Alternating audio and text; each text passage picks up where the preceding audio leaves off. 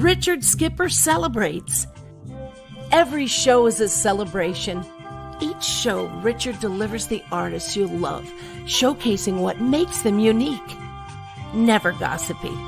The antidote to a sometimes hectic world. Now, here's your host, Richard Skipper. Happy Sunday, everyone, and welcome to the latest edition of Richard Skipper Celebrates. I hope that wherever you are, that you've had a wonderful day and that you can take an hour to spend with me and my very special guest today, David Andrews Rogers. I have been trying to get an interview with this man for the longest time, and of course, it took a pandemic to get us together when he finally stopped in one spot. Now, I don't know if he was born in a trunk, but I can honestly say that he lives out of a suitcase for the most part. And today we're going to be celebrating the journey that led him to where he is now, what's been going on in his life over the past year. My show is about celebrating artists and their body of worth. What makes a great artist? How do they get from point A to point B and beyond? And if you enjoyed today's show, and if you were here for the first time, I hope that you will subscribe to Richard Skipper Celebrates on YouTube. Hit the like button. Leave us a comment. Let David and I, if this is going to be a Darlicious show, let us both know what your thoughts are. And first of all, David, I am so thrilled that we finally get the opportunity to sit down and talk like this, even virtually. I'll take what I can get. And today actually marks 435 days since our theater shut down. So I want to ask, how are you doing really in the midst of this crazy world we find ourselves in? Well, talk about starting with a difficult question.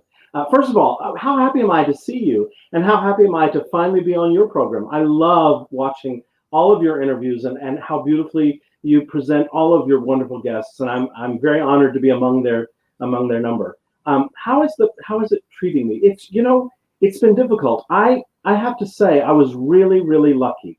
That's kind of the theme of my life. Mm-hmm. I was on the road, as always. You said living out of a suitcase. I live out of many suitcases, unfortunately. But all of last year, while the world shut down, I was in Korea, and we did like 23 weeks in Seoul, while no one else was working.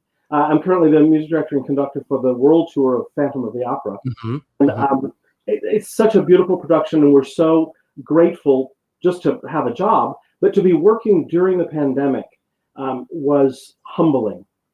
Well, David, let me ask you, what was the secret? Why were they able to continue working with this production when theaters around the world shut down? Well, they had things well in hand from the very beginning. Of course, in most of the Asian countries, wearing masks is nothing new. Mm-hmm. So the spread was not nearly as rampant as it was in the United States. We all arrived we were in Busan first, and the pandemic hadn't quite started yet. Things were still a little shaky, but everybody around us was wearing masks, and we thought nothing of it. We came back home for a couple of weeks and then took off for Seoul just at the beginning of the pandemic. It was around, I'm checking my notes here, March 9th, March 8th, mm-hmm. Which is about when the world started shutting down. March 12th. We landed in Seoul, mm-hmm. put on our masks, and did shows. Seoul and the government of Korea in general had such a lock on it with tracing and tracking and testing. We were tested numerous times. We had huge audiences, never had a spread in the audience, ever. Mm-hmm. Just really, really fortunate. But they did things, they took immediate action, and that controlled it. Now, was the audience forced to wear a mask or asked to wear a mask during the shows? They were required to wear masks. Okay. But like I said, it's in the Asian countries, they've been wearing masks to ward off the common cold for years. Mm-hmm. So they really weren't as dismayed by the idea of wearing masks as we Americans have been. There was tracking and tracing. So we knew at any moment, our presenters knew exactly who was in the audience, just in case mm-hmm. there was a breakout of any kind. We were all tested regularly so that we had a firm grip on our health. our personal health. And we did have a 2-week break, a little 2-week hiatus while we were in Seoul, where we kind of regrouped and made sure everybody was healthy. And we had a did you stay there? Did you stay there? Okay. In Seoul. And then we finished our contract in Seoul and went to Daegu for about 3 weeks. Then we came home and held our breath and then flew back to Taiwan and spent a month in Taiwan, where the day we arrived in Taiwan, they had gone 200 days without a single locally transmitted case. They they really had a handle on it from the very, very beginning. And you mentioned the fact that they're used to wearing masks there, but I will say this, that I truly have isolated this past year. I haven't had a cold. I haven't had any of the, a flu, any of those things. And it's something to think about. They say that in America, the incidence of the common flu went way down this season. It was because of the masks. It was because people were mindful of not only their health, but the health of their friends and their families and their loved ones, and the people that they met on the street. Wow. Well, as I said in my introduction, and I'm not exaggerating, over the years, I've wanted to sit down and do an interview with you because, as I like to refer to it, your body of worth, because there's so much there. I do want to thank our mutual friend, Kasira McKee, who reached out to me and said, have you thought about interviewing David? And I said, and she's, well, he's home. You should interview him. So we made this happen. I want to go to the very beginnings for you. I always, you've seen my other shows, so I go there. I like to think of that 5-year-old David before peer pressure is put on in school, before teachers are deciding what you should or should not be. Tell us a little bit about that little boy. First of all, where did you grow up? And tell me a little bit about your parents. I grew up in very, very small towns in Texas, a little bitty town called Crockett, Texas, and have had 2 of the most wonderful parents any boy could possibly have. My parents always told my brother and me both, you can do anything you set your mind to do. And we were just crazy enough to believe them. And so we felt like the world was open to us. They encouraged everything we did. My brother and I both, we played sports. We were in the band. We were in our church activities. We really kind of tried to be as well-rounded as possible. And then the things that we stuck with. I started piano lessons at 5. My mother was an extraordinary pianist. Her sort of party trick was to play a 3-minute version of the Warsaw Concerto parties. And she was amazing. And they always encouraged us. So I started at 5. And then we started going to theater. And I fell in love with theater. And the summer I turned 13, I got a chance to spend the summer in West Texas, in the Hill Country, at a little summer theater called the Point Theater. And they absolutely gave me my start. I did a production of Kiss Me Kate, played the piano in the pit orchestra, played for the rehearsals, and they didn't quite know I was only 12 when they hired me.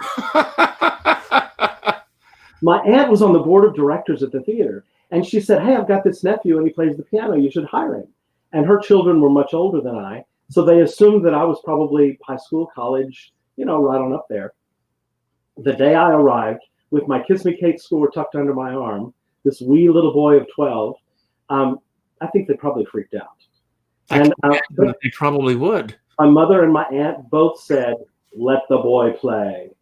And so I sat down, and I wasn't trying to be precocious, I just was.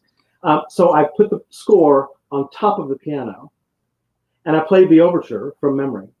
Wow. And finished the overture. I said, now I don't have the entire first act memorized yet, but I'm working on it. And they said, was this something that you thought you had to have it memorized going? Well, because in my piano lessons, you had to memorize everything. And I didn't know any better. But they kept me, and it really started a love affair with theater that's lasted my whole life. That's incredible. Now, did you listen to a lot of cast recordings, film scores, and everything in your house? Oh, absolutely. In the den of our house, there was, of course, the living room where nobody went except for adults. But in the den, there was, it was the 60s. It was the early 30s. Isn't it funny that all of us that grew up in the 60s grew up in that environment? Yeah, and there was a built-in stereo on the wall with all the albums. With we listened to My Fair Lady and Camelot and all the greats. And I just fell in love with it. Then we started going to the theater. And I always wanted to sit in a box seat. Now, it wasn't because I thought we were fancy, but from the box seats, you could see the conductor. Wow. And I was fascinated. I didn't even know what they were doing down there, but I knew there was somebody standing in the front of all those musicians, waving a stick, making magic happen. And I knew I wanted to be that kid. That ear was always there from the very beginning. When you were taking piano lessons, did it feel like it was a chore to you, or you just absolutely loved it? Well, I had really good piano teachers, and a whole lot of them. And the really, really good ones always said the same thing. Don't think of it as practicing the piano. Think of it as playing the piano. And anytime you're bored, go play the piano. Anytime it's, the weather's nasty outside, go play the piano. Anytime, you want to, play the piano. So I didn't really think of it as practicing. And as a result, I practiced hours and hours a day. So Kiss Me Kate was the first show that you actually played. What was the first show that you sat? Well, let's go back to the box seat. The first time that you're sitting in a box seat and you're able to look down and you see the conductor and you realize what's going on below you. Take us back to that moment. Well, it was at the Dallas Summer Musicals in Dallas, Texas. And I remember we go to see almost every show that came through town. It was about a 3-hour drive. So it was a commitment from my parents' part to get us up there. And we would always sit on the house left, stage right side. I remember that so distinctly. And I had a beeline view of the conductor. And I remember I would watch the conductor more than I watched the stage. Because I was young enough, I didn't really understand what he was doing. And it was usually guys then. I'm so thrilled that there are women and there's, everybody's now. But back then it was like, I wanted to be the guy in the tux. Now, were you able to doing something exciting? Were you able to meet that conductor at that time? A few, not very often. Not very often. Among other things, because we were up in a box. Right. Couldn't just run down the aisle, and it was probably best for the conductors that they were protected from me, because I would have asked 1,000 questions, I'm sure. What are the questions that you think that you would have asked if you had gotten the opportunity to meet that conductor that first time? What are you doing? How is it? Who are they watching? What are you watching? What are you listening for? What are you paying attention to? What's in your score? How do you make it all line up? To me, it was magic. Mm-hmm. It was fascinating. And I knew I wanted to be a part of it. Now, you mentioned earlier the teachers, and I'd like to acknowledge those teachers who paved the way for you. If you could name a few of the teachers that really made an impact on you, and what that impact meant to you, both as an artist and as David, the human being. Sure. My very first piano teacher was the organist at our church, and her name was Wilma Foote. And she was this sweet little round lady with great little cheeks and a great smile, and she took no prisoners. And she was very, very tough on me, which is great. It's exactly what I needed. But after Mrs. Foote, I studied at times with 2 or 3 teachers at the same time. By the time I was in junior high and high school, I was taking piano lessons on the side with the teachers at the local university. Mm-hmm. And trying to just get better all the time. My high school choir director, Barbara Reed, this magnificent woman, gave me the first chance to conduct a little bit. I played the piano for the big choir at the high school and also sang in the choir. But she gave me a chance once in a while to do a little student conducting, and that was fascinating. But really, I say this often, and I mean it. My master teachers are every musician I've ever worked with. I learned something from every single player. I learn something from, I'm doing the Phantom of the Opera now, and I learn something from every ballerina in the show who doesn't sing a single solo line. They are my master teachers. Mm-hmm. The audience is my master teachers. I listen to the energy coming from the audience, and I know if we're on the right track or not. There are two things coming through for me right now. Number one, I'm reminded of my mentor growing up. I've talked about her before on the show, Miss Florence Epps. And she instilled in me that every time I stepped on stage, now in front of the camera, that I am carrying the mantle of every great artist that's ever gone before me. And it behooves me to keep up that tradition. So the tradition is very, very important to me. The other thing that I'm hearing from you, and I love this, is that enthusiasm for you is still very much in place. Oh, absolutely. I say often, I live my life in a state of profound gratitude. And that gratitude, how could I not be enthusiastic? Even in a time of COVID, I get to do what I love to do. We'll rise again. We all will. But throughout my entire career, I've gotten to wake up every morning and make music and make theater and hopefully make people smile and take people out of their lives for a few minutes or a few hours. And that's both a gift and a responsibility, but also that's a thrill. That's, how many people, I think the world would be a better place if everybody got to do what they love to do. But let me add on to that. A lot of times people are afraid to take those chances. They're afraid they're not good enough, that they are not at the right place at the right time. And just take a chance, step into the arena, step up to the plate, do what it is. It's one thing, David, to talk about the love of this business and wanting to pursue it. I left home when I was 18 years old. And I remember the night before I left that a friend of mine said to me, when you wake up tomorrow morning, no matter what you feel, you get on that plane. If you're sick to your stomach, if you're throwing up, whatever is going on, you get on that plane.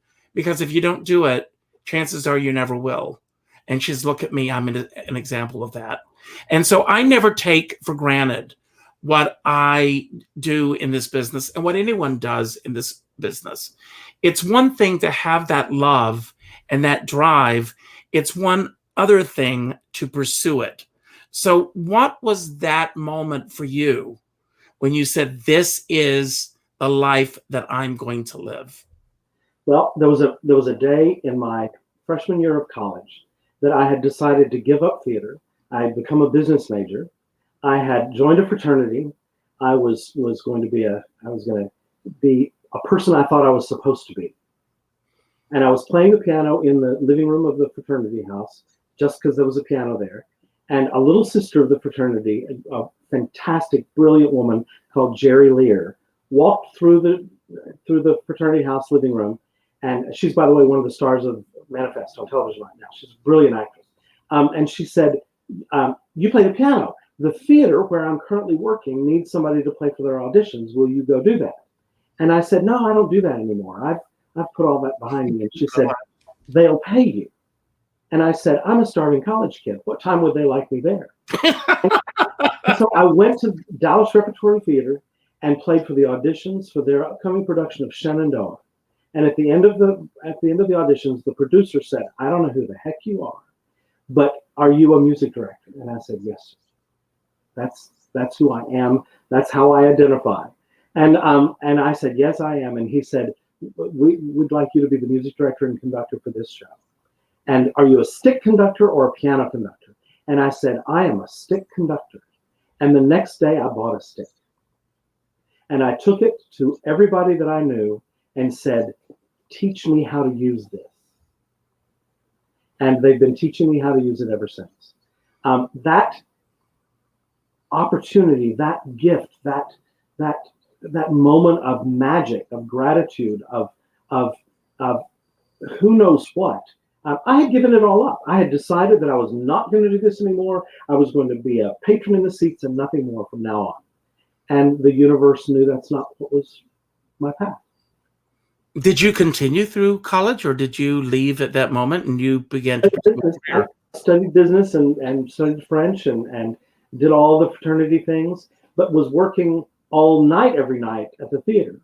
I ended up doing 16 shows for that theater.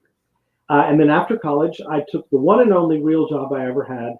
I went through the executive training program and was What do you mean, real job that you ever had? This. well, but I was an associate buyer at Neiman Marcus, and I had a real job and was 401k, all the good things.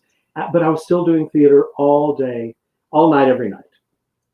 Finally, I just couldn't burn the candle at that many ends. And I remember clearly calling my parents and saying, I quit my job. And there was a long silence. And my father said, which one?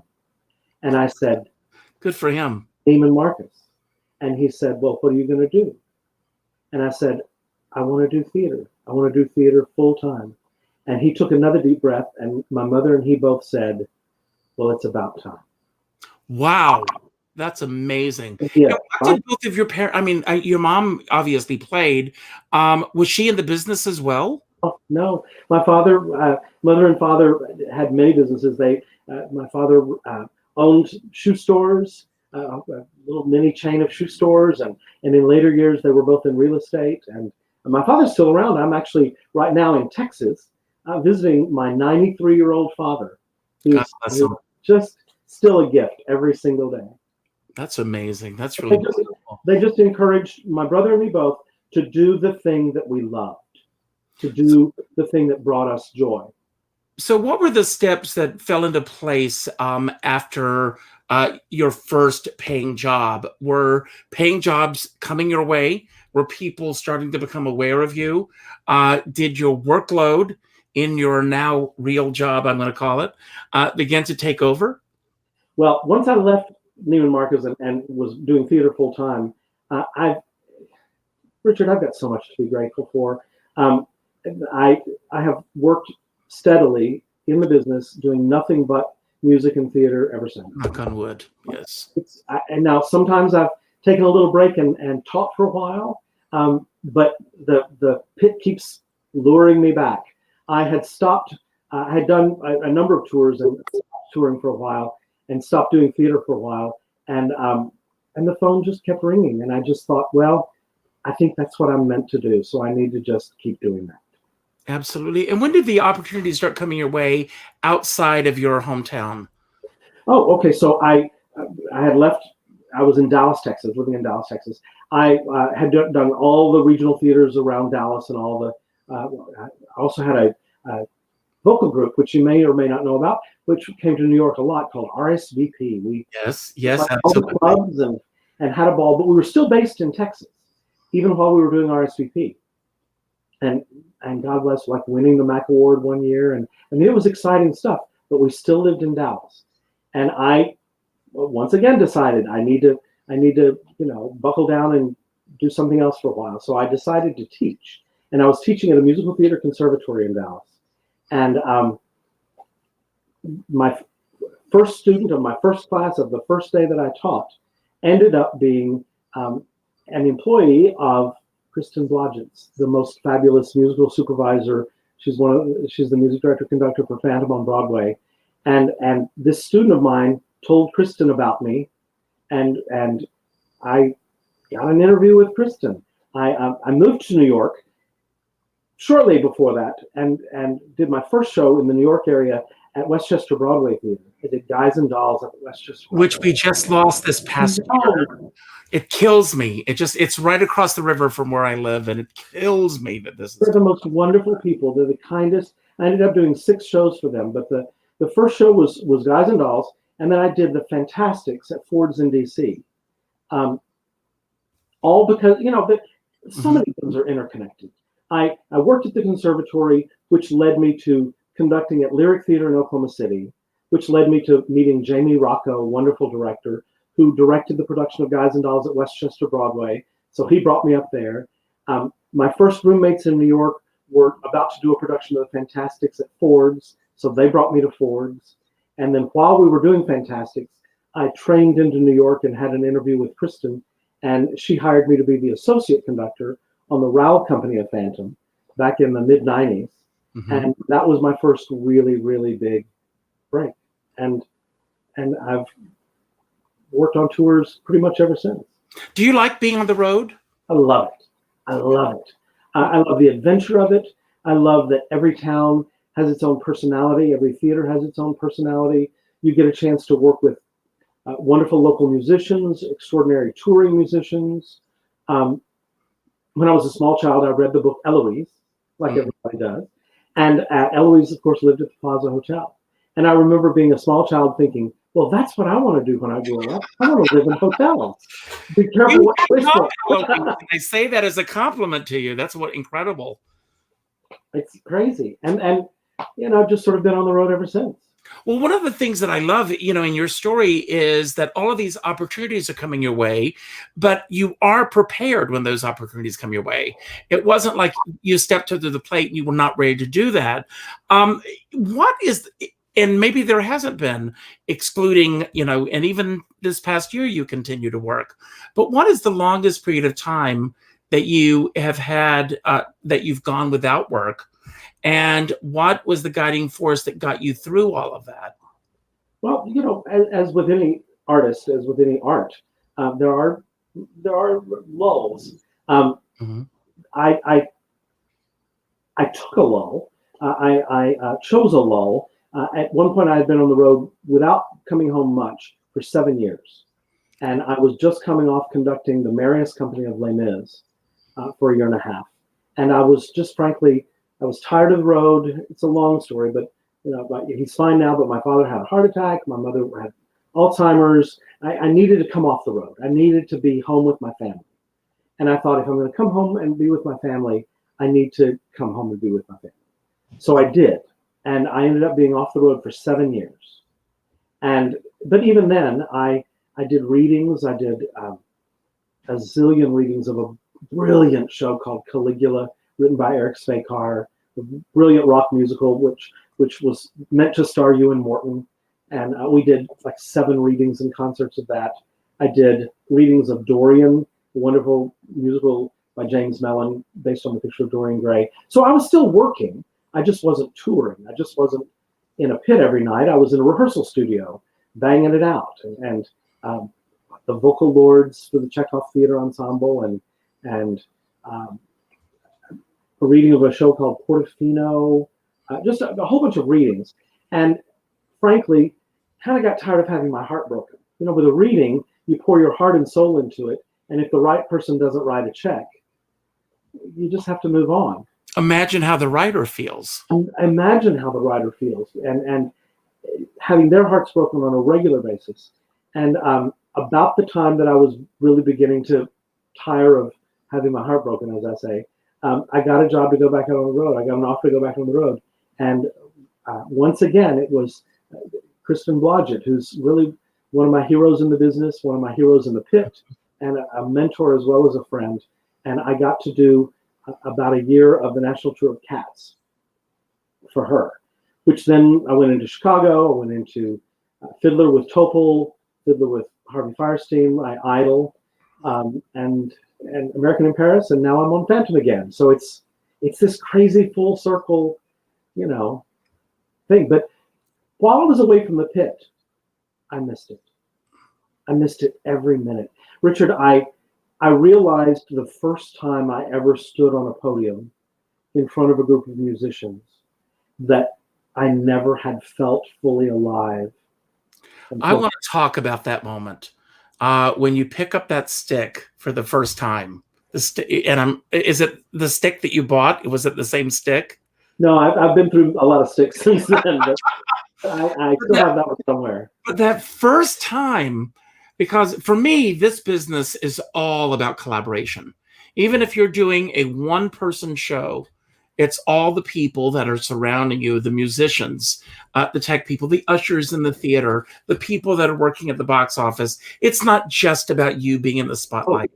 It's that collaboration. And to lift that stick for the first time and to have these musicians in front of you, and that music is going to come back to you because of what you're putting out there. What was that moment like for you? And were you able to really be in the moment and drink it all in? Well, two things. One, you said something I think is real key, the moment in the spotlight. I have always felt that my job as a conductor is not to stand in the spotlight. My job is to shine the spotlight on all of them. Thank My you. job is to shine the spotlight on the second clarinet player who has a fantastic solo in the second act of the magnificent Hal Prince production of Showboat. And my job is to encourage that musician to play their heart and soul out in that moment. But at the same exact time, my job is to make sure that one of the magnificent dancers doing the Dirty Charleston in the second montage or whatever has everything they need to do their job as well. My job is not to be in the spotlight. My job is to actively shine the spotlight on as many different people as I can. What I try to do in the pit is I try to make every musician, make is not the word. Mm-hmm. I try to open the door for every musician to be their best, to do their best, to play their best, and to have a great time doing it. None of us got into this business because we thought it was going to be work. Mm-hmm. We got in this business because it's fun, and I want the musicians to have a ball, and I want the actors to have a ball, and I want the ushers to have a ball. I want everybody to bring everything they can to the party, and I tell musicians all the time the biggest fun is getting it right. Mm-hmm. But let's get it right, and let's have a ball doing it. I have to say though, you said something earlier that I want to back up to. I didn't get it right always. None of us do. Mm-hmm. I have made huge mistakes, both on the podium and in my career. We all do. And what I've tried to do is not make the same ones twice. Well, let's talk about that for a moment. Without naming names or specific situations, what was a moment in your life where you felt that you made a mistake? And looking back on that time, do you still consider that it was a mistake that you made? It's the hardest question of all. I can think of a couple. I once left a show before it was time for me to leave. I hadn't yet learned the lessons that I, as a human being, as a man, as a conductor, as an artist, as a soul, needed to learn. And I regret that. But I don't think regrets do you any good. Mm-hmm. I say, well, they're reminders. Well, I say with no false anything. I am grateful for the mistakes. I am grateful for the challenges. I am grateful for everybody who looked at me and said, "You're not ready." I'm grateful for everybody who looked at me and said, "We're not going to hire you. We're going to hire someone else." I am grateful for them as much as I'm grateful for the people who said yes. They've all made me a better person. They've all made me a better artist. They've all made me a better musician. And they've all, and it's not about having a thick skin. It's about learning the lessons that you were put here to learn. But this is also, in addition to the fun, obviously you have to have the fun in place, but it's also a business.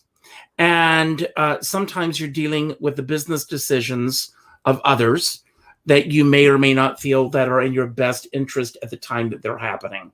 Yeah. So, yes. So if you can take us to, again, without mentioning names, to a situation where decisions were being made for you that were not the right decisions for you at the time, and how you were able to move through that. The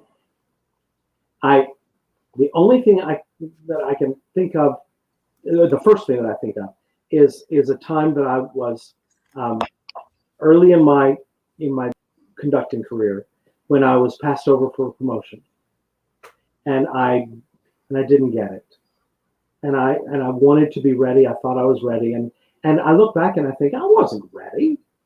You know, that was a gift they gave me. To put me in a position that I wasn't quite ready for before I was ready would not have been. And I say to musicians all the time, when I'm hiring people or not hiring people, I'm not doing you any favors putting you in a position where you're not going to succeed. I had to learn that lesson on myself. And it was hard at the time, but it led to some opportunities. It led to some open doors that I never would have expected. It led to some opportunities that I would not have been considered for because I wasn't available. I had one other when I was really starting out, where I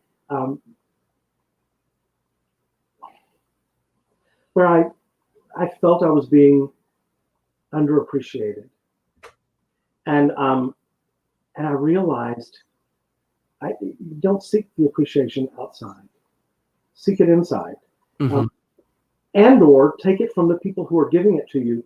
Don't require it of the people who aren't ready to give it to you. Now, are you able to impart that knowledge that you've gleaned from those moments in your life to the other artists that you work with? I try. I mean, I feel like everybody that I work with leaves me better than they found me. And I try to do that for them too. I think it's a two-way street. I think it's there's a wonderful actress, Christine Toy Johnson, and she and I call it the dance. Oh my God, do I love Christine Toy Johnson. Don't you love her? It's so funny that you mentioned her name because I literally clicked on a photograph of her seconds before we went live. Because Christine Toy Johnson did an all-Asian production of Hello Dolly a few years ago. And I'm happy to say that I provided some of the costume pieces. I love it. But Christine and I say that when I'm conducting, we did a production of The King and I together, and she was Lady Tiang, and she was perfection. But we talked long and hard about the idea that our work together was like a dance. And sometimes she's leading, and sometimes I'm leading, and sometimes I think she's leading, but she thinks I'm leading.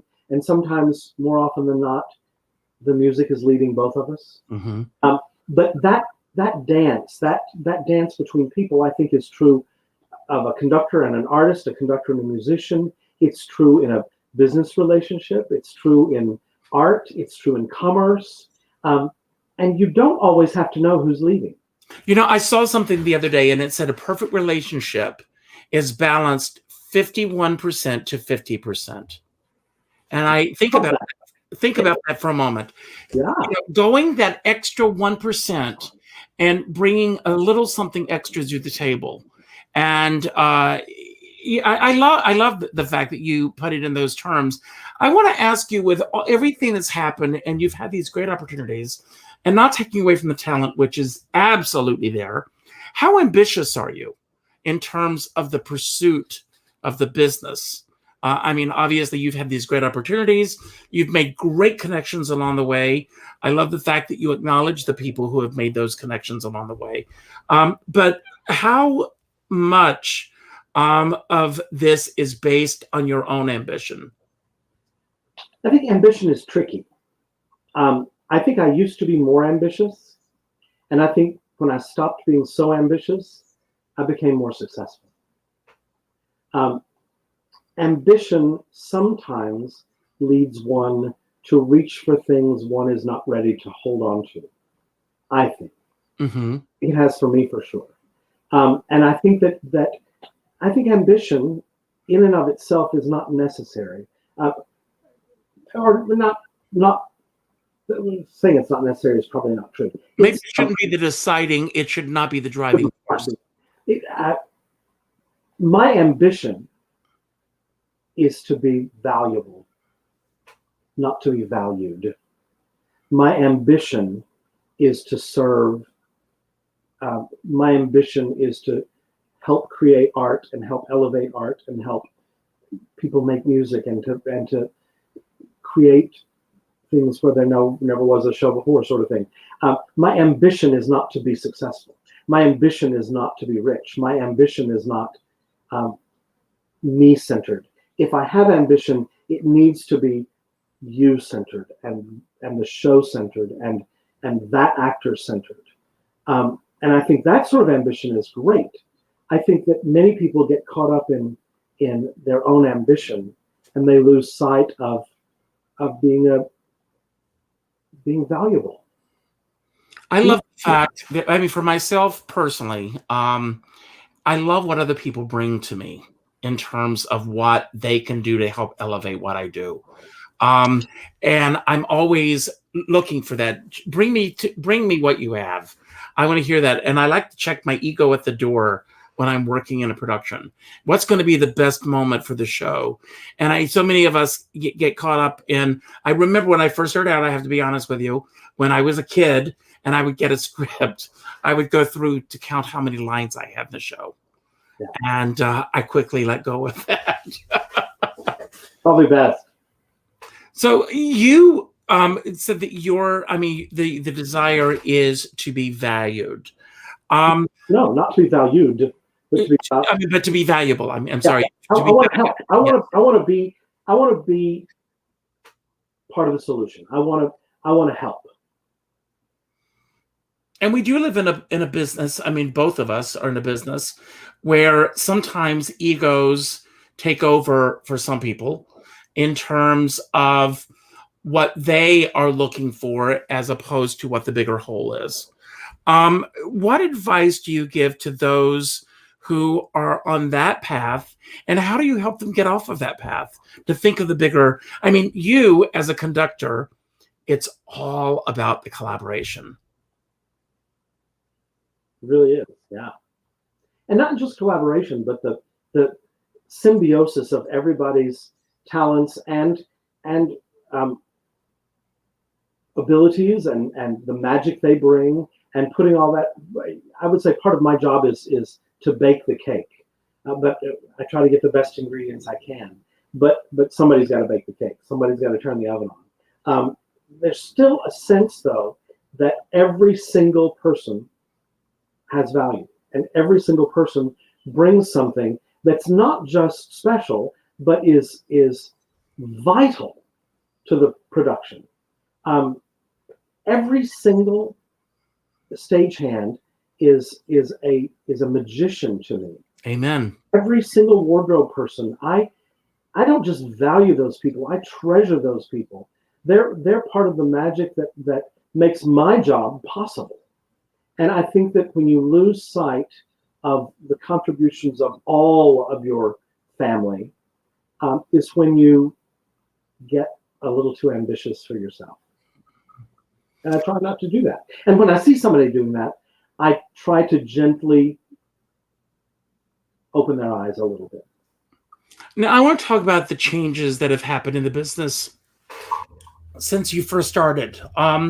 What are some of the biggest changes that have taken place that you have absolutely embraced? I've got a frog here in my throat, that you've embraced. And what are some of the changes that have been the hardest to accept?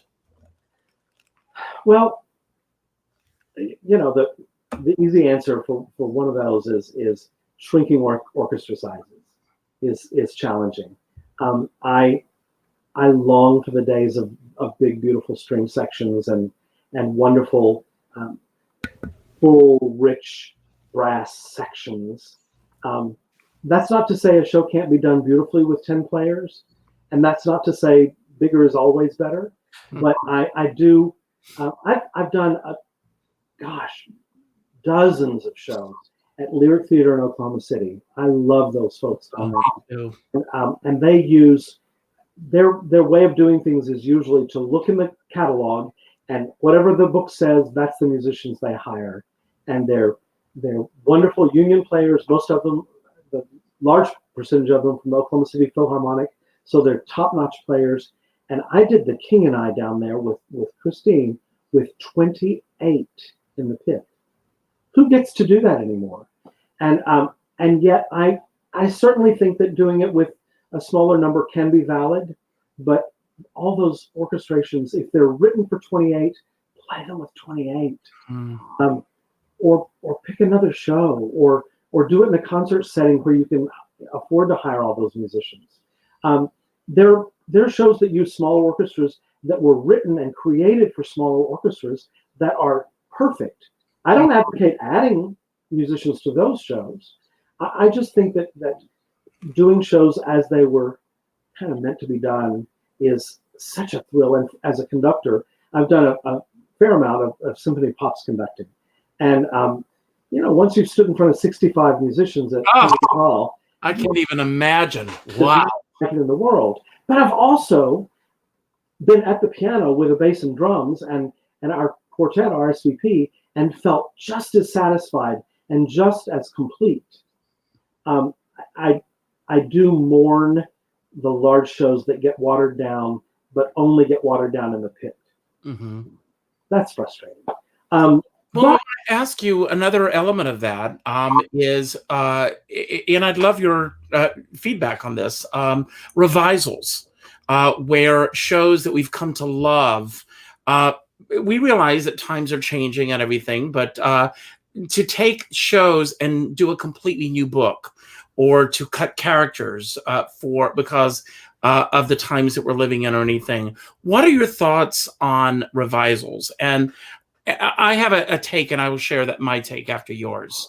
Well, it's a tricky question because, of course, if somebody calls me tomorrow and wants to do a brand new version of, She Loves Me, I'll probably say yes, because it's a beautiful show, and I'd love to hear somebody's new take on it. I do have a percentage of myself that says if it ain't broke, don't fix it. Mm-hmm. I do have a percentage of myself that says if you're going to make changes that are too far afield from the original material, write your own show. Mm-hmm. If you're that creative, go back to the source material and write your own score and write your own treatment. And I love that. But sometimes I think we fall into the trap of changing things because we're bored. And I don't think the material is boring.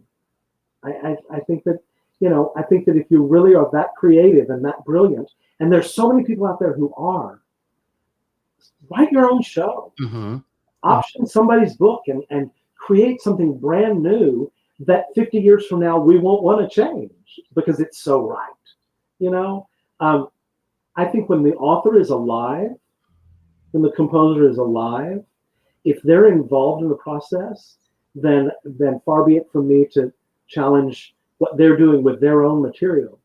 What sometimes concerns me is when the authors and the composers are long gone, and one thinks, well, what exactly would that composer think about all this? Not that their material is sacred, but it kind of is. Mm-hmm. Sometimes it kind of is. And sometimes those shows work brilliantly in their original forms because they were right. Now, sometimes they're seen through the lens of 2021. Sometimes they're problematic. And to that, I usually respectfully say, pick another show. Now, I want to go back with where we began at the beginning when you just had the pleasure of performing this past year, and everyone was safe and everyone got through. How do you feel that Broadway, symphony orchestras, everything will come back in this country? And based on where you've been, what advice do you offer for anyone who may be listening right now? Wear a mask. Get the vaccine. Wear a mask. Get the vaccine. Get the vaccine. Get the vaccine. Until we have herd immunity, until a more significant portion of the population has been vaccinated, I'm not sure they're safe. Now, I'm vaccinated. Mm-hmm. I'm safe. I'm pretty safe. But I'd like here too. I'd like our audiences to be filled with people who are safe, and I would like their lives to be long and prosperous so they can continue supporting the theater with their presence and their gifts and their laughs and their applause. And it's really their lives they're putting at risk, and I want them to take care of that. I do think that when the doors open again, we have to feel safe to walk through the door. I think that the producers and the presenters are doing amazing work. Ever since we were in Korea, I can tell you without I hope betraying any confidences, that people from our tour and from our organization in Korea are part of the sort of committees that have been discussing this for Broadway for over a year. Mm-hmm. They're doing amazing work, even if we don't see it, even if it's all behind the scenes. They're doing the heavy lifting of trying to make all of us safe, actors, musicians, and our cherished patrons who are really the only reason we have jobs. Exactly. And they have to sort that out. Airline travel has already picked back up again. Broadway's not going to flourish until tourists come back. But as airline travel becomes more open, tourists will be coming back. That's good for all of us. We just have to keep them safe, and we have to be safe, and we have to make smart, intelligent choices for ourselves and for the people around us. And based on those choices, do you think that Broadway is ready to open in September? I think that's above my pay grade.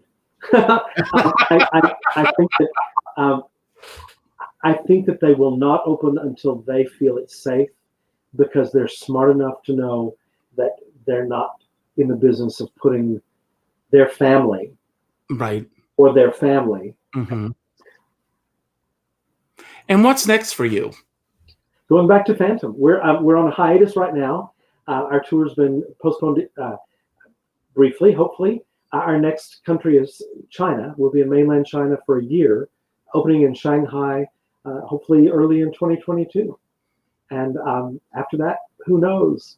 It's Phantom of the Opera, so it is the gift that keeps on giving. And audiences have to make a trip to China. Yeah, I tell you, Richard, audiences over there are amazing. They eat it up. They love it. They come in. They come down to the orchestra pit rail at the end of the show, at the end of the exit music, and say, "It's my 14th time. It's my 23rd time," or even better, "It's my first time, and I'll be back." Well, I want to ask you a question. I mean, you've traveled around the world. What is an instance for you where an all great American musical comedy has played in other countries that you have just been floored by the response beyond Phantom of the Opera? What are some other instances where that has happened for you? Well, I did The Wizard of Oz in Paris in French. Well, I know, yeah. Quintessential American musical, right? And it was in French, and it was in Paris at the Palais de Congrès, and people came in. The children came in dressed up as the characters. They knew every word of it in English or French. The only thing that was in English was Over the Rainbow. The verse was in French, but then when she got to the chorus, she switched to English. And that's just because the local presenter said every French artist in the world has recorded this song, but they all recorded it in English. Mm-hmm. So the audience knows it. But they embraced it just like American audiences, which was fascinating to me. And going again from the full circle, you talked about the teachers that have made an impact on you. Do you consider yourself a mentor, a role model? Do you love being in that position? And what do you bring to the table beyond all the things that we've just discussed today? I don't know that I could, with any, I don't think I could call myself a role model. That's a heavy mantle to wear. But I try to be a mentor to a lot of people. I coach vocal coaching, and I also coach young conductors. And I frequently end up being a mentor to them as well. Because I had mentors, countless mentors growing up, and I want to give something back. I want to be that for somebody else. I want to encourage someone else like I was encouraged. I also want to, if they ask, help someone navigate the rougher waters. I try not to ever give opinions, even to the ones I'm mentoring, unsolicited. First of all, because I think they need to know what questions need to be asked, and that's the onus is on them to figure out what they need to know. And then I always preface everything by saying, free advice worth every penny. This is my opinion only, but it's a considered opinion from having made some of the same mistakes.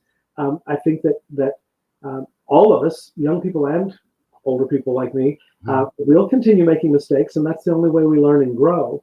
But if I can help someone navigate, I want to do that, because there were people when I was coming up that pulled me aside and said, just so you know, and that I'll never be able to repay that to them, but I can pay it forward. And I think that that's hugely important, is that we be there for one another and that we encourage, but also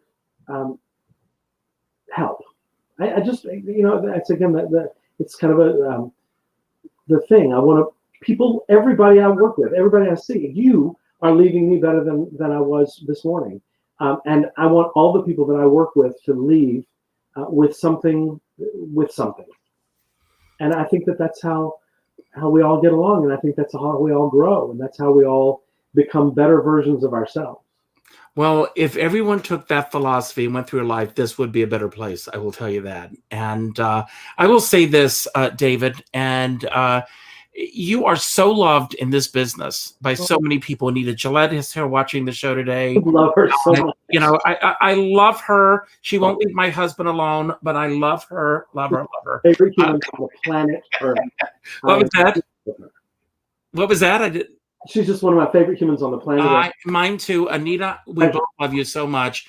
But I look at you, and and there are some people that, everybody. Carol Channing used to say, "What people think of you is none of your business." For every person who likes you, there are an equal number who don't. But I have yet to hear one person say one negative thing about you. Mm-hmm. Everyone who has worked with you has come away a better person because of you and the gifts that you brought to the table. I want to ask you one last question before we wrap up. Looking back over the entire arc of your life, your career, everything that's happened, good or bad, whatever, what would you say, based on where you are today, to that 5-year-old David?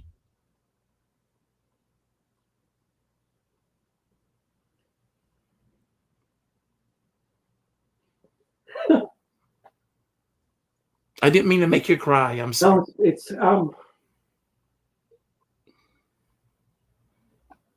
my mother had Alzheimer's, and she didn't speak for years. And before she died, the last thing she ever said to me that was recognizable at all, out of a cloud, she'd been uncommunicative for 6 months, and out of a cloud one day when I was visiting her, she grabbed my arm with a vice grip and looked me directly in the eyes and said, "Be good."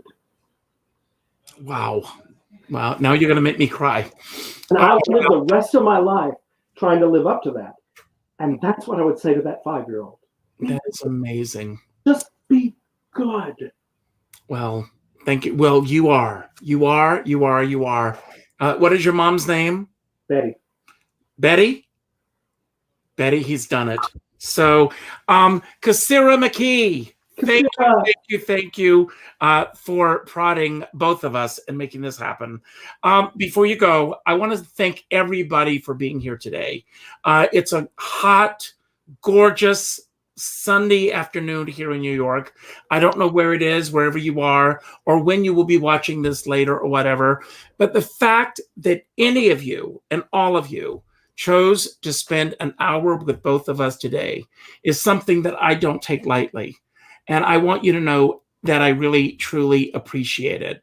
Again, if you like these shows, please, please, please subscribe to Richard Skipper Celebrates on YouTube. Hit the like button, leave a comment that lets other people know that what we're doing is the right thing that we're doing. And I want to be good. I want to be the best that I can be. I also end every show by telling everyone to go out and do something nice for somebody else without expecting anything in return. Go to your Facebook friends list, and the 5th name that pops up, reach out to that person with a phone call. Not an email message, not a text message, but a phone call. And let that person know what they mean to you. As a dear friend of mine says, we're all in this together, but we're not in the same boat. And you never know what someone else is going through right now. But I say that if you're going to be in that boat, make sure that you bring a skipper along. Think about that for a moment. Now, David, I'm going to give you the final word. Anything that you want to say about anything that we talked about today that you wish to build upon, anything that we didn't talk about that you wish we had, or just any message that you want to put out to all that are watching this show right now. I'm going to leave the screen because this is about you. And I want you to know that you're always worth celebrating. I think the world of you, and I'm so thrilled that you're here today. Love you. Richard, you're such a gift. You're such a gift, and this series is such a gift. You've lifted up so many extraordinary people over the time, and everybody who is on your program receives that gift, and everybody who's watching receives that gift. So thank you for being a gift to all of us. And the only last word I would have would be grateful. Gratitude is fuel. Gratitude is sometimes what gets me out of bed in the morning. I try to live my life in a state of profound gratitude for the tough stuff, for the great stuff, for the fun stuff, for the stones in my path, for all of it. You can't just be grateful for the good stuff. You've got to be grateful for everything, because it's all got a lesson. And thank you for having me. This was a real treat. I appreciate all of you for watching.